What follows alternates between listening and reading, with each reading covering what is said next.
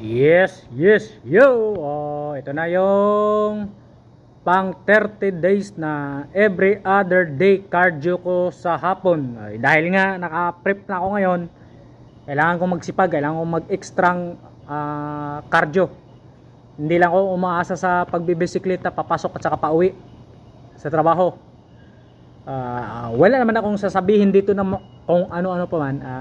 Mayroon lang background music, bala ko kasing i-post to sa iba pang social media site na medyo mahigpit sa copyright violation, kaya obligado akong mag voice over.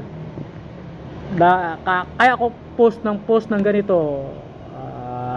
Wala namang magandang mensaheng, wala naman akong mga kung ano-anong mensaheng ibinabahagi rito. Ang piniplex ko lang dito yung consistency. Yun nga yun. Kahit ano pa gawin mo, pag wala kang consistency sa mga ginagawa mo, hindi mo talaga makikita yung magandang resulta. Ano daw? Basta ganun yun.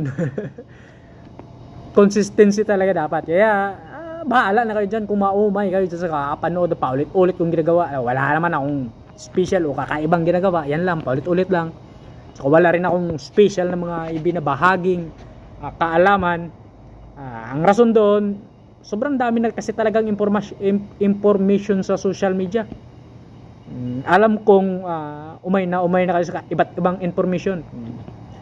Ayaw ko na gaano mag-share or mag-discuss ng mag-discuss ba o ano bang term ng iba't ibang mga terminologies or ideas, techniques. Kung gusto nyo, magtanong na lang kayo para direct to the point tayo. Ano lang yan, pagka may nakikita kayong sa tingin nyo improvement sa sarili ko, pwede nyo naman akong tanungin para direkta na yung usapan, hindi na yung parang mag-share lang ako ng ganito ganyan. Pagka yung mga walang interest, hindi naman nanonood, hindi rin nakikinig. Ang ano lang naman nila, tinitignan lang naman yung itsura mo, tapos pintasan nila. Di naman sila interesado sa informasyon na mga ibinabahagi mo. Yun sa kanila lang, yung nakikita lang naman nila, yun yung pipintasan nila. Ganun lang naman ng mga taong pakaang-kaang. Ganun naman yun. Kaya ano ba, basta yun na nga, wala naman talaga akong balak ko. Kaso nga lang talaga pagka sa public gym ka nag-record ng mga video, di talaga maiwasan yung background music. Kasi karamihan sa mga nagbubuhat sa gym, gustong gusto talaga nila ng music. Ako lang ata yung tao na pag nagpunta sa gym, ayaw na ayaw ko sa music. Kaya yun din yung parang medyo bias din ako sa sa bagay na to. Kasi nga nag-ano ko nagbibideo ko Tapos pag nag-video, yun na, may mga copyright pagka mayroong background music. Tsaka isa pa, kaya ayaw ko rin talaga sa music. Kasi pag nagkukwentuhan kayo doon sa loob ng gym, para kayong mga bingi, nagsisigawan lalo na pagka hindi ka naman nakapokus doon sa kwentuhan. Kapag tinatanong ka, hindi ka nakapokus, di mo talaga gaano maintindihan yung tinatanong o ano ba. Dito lang sa maliit na pintuan, busing.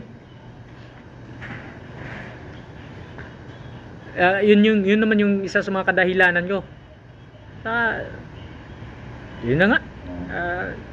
Sabagay, may edad na rin kasi talaga tayo, kaya isa din yun sa factor, kaya minsan ayaw na rin sa maingay.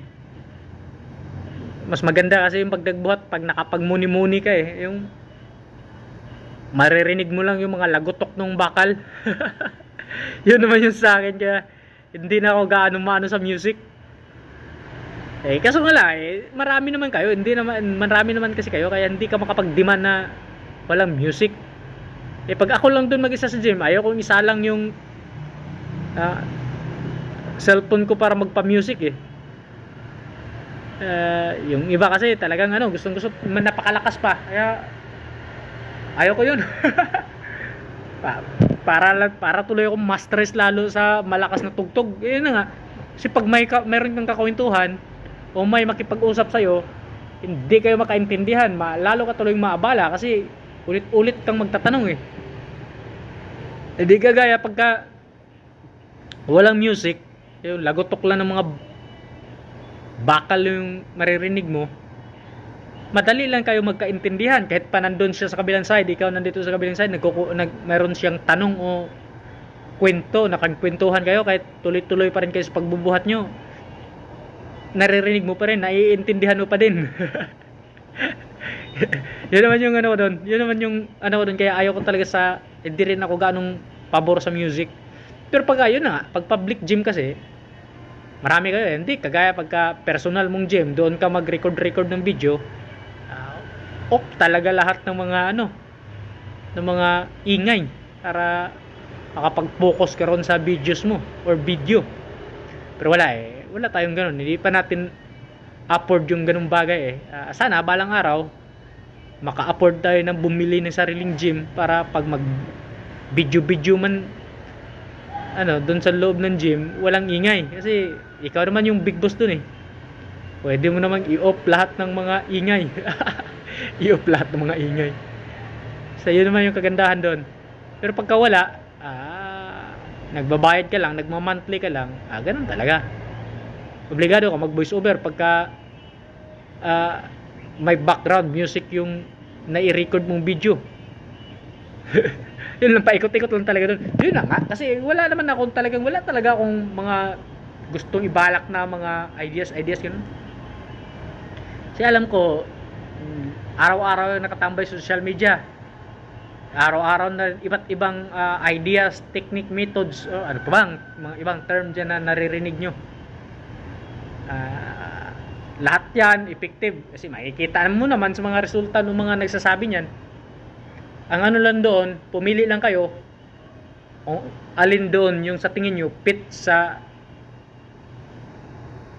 schedule nyo, sa lifestyle nyo, o sa lalo na pagdating sa diet.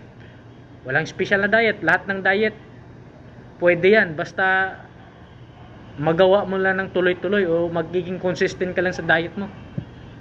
Mag-iba-iba kasi talaga yung response ng katawan bakit ba nagbigay na pala ako ng ano, ng ideas or ano. Hayaan mo na, basta ganun yun.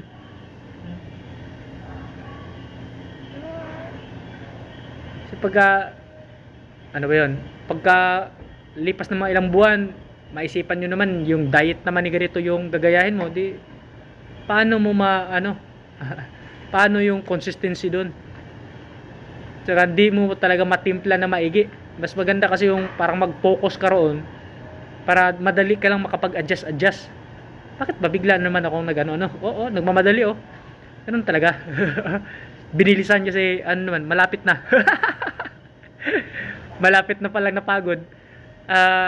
Kasi nung kasi unang ilang minutes yung mga 30 o 45 minutes, o halos isang oras talaga yon, di pa ako nag-video.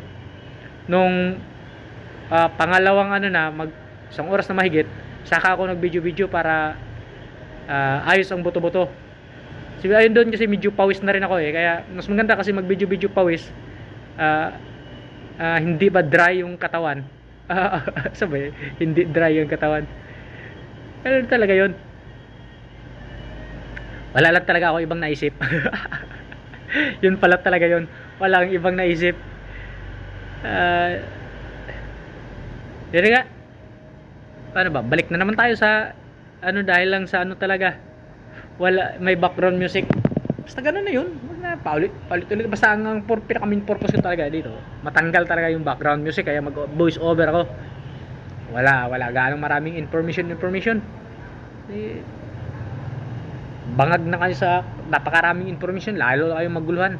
Yun nga, pagka gusto nyong may malalaman, direkta na lang kayo mag-message doon sa kung sino man yung pinaniwalaan yung influencer, instructor, coach, o ano pa ba. Basta ganun yun. Doon kayo lumapit sa pinagkatiwalaan nyo, sa tingin nyo may improvement sa tingin nyo. Basta ganun yun. Hingal kabayo si Tatang ano pa, magyabang ka pang magpadyak-padyak ng husto dyan. Ano rin kasi yan, sinagad ko kasi talaga yung yung ano ba tawag nun, yung hinigpitan ko ba, matigas na matigas. Pagka sobrang lambot, sobrang bilis mo padyakan, Para na lang magtapoy-tapoy na lang yung paa mo. Parang di na gaanong gumagamit ng extra energy. Di kagaya ng pag matigas, obligado kang gumamit ng extra energy eh. Kasi pag di mo idiin ng husto yung pagkakapadyak mo, ayaw nang umikot yung pedal niyan eh. Oh? Flex. Ayun oh. Pagod na pala. Yan yung pambawi oh. Oy! Pakita-kita pa ng legs oh. J Cutler move. Oh! May pa J Cutler. Oh! Yun lang yung masaklap. Iba talaga yung batak nung kabilang side ng legs ko at saka yung kabilang side. Yan ko yan sa buhat or sa ano. Pero ano kasi yung guhit nung isa pahaba eh. Yung isa parang mayroong ano eh. Napailing-iling wala sa oras. Ano ba talaga? Oh! Yan tayo sa facial expression ng katalo-talo.